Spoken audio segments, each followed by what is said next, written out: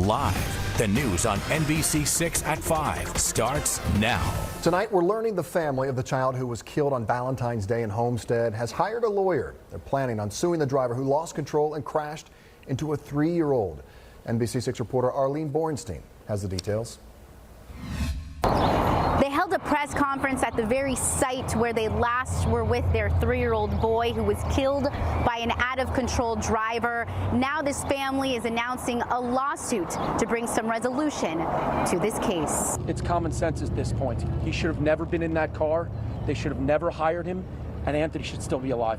The family of 3-year-old Anthony De Leon announcing the intent to sue not just 42-year-old Hanscabel Amargos, the driver behind the wheel when the little boy was hit and killed, but also the Homestead dealership that had employed him. They were sitting here and selling flowers when the Spitzer dealership recklessly turned over keys to a man that should have never had those keys.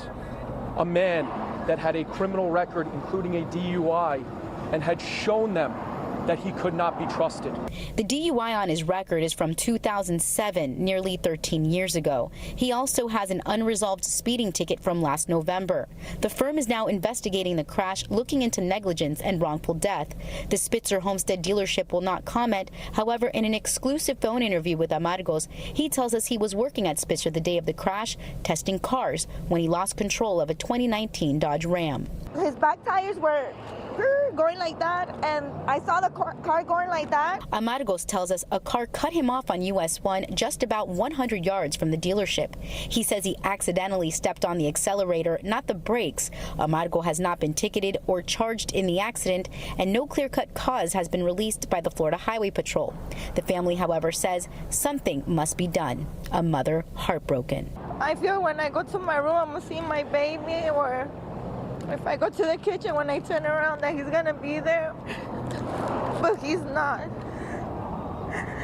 The Florida Highway Patrol is still reviewing surveillance video for this case. Meanwhile, alcohol tests are still pending for the driver.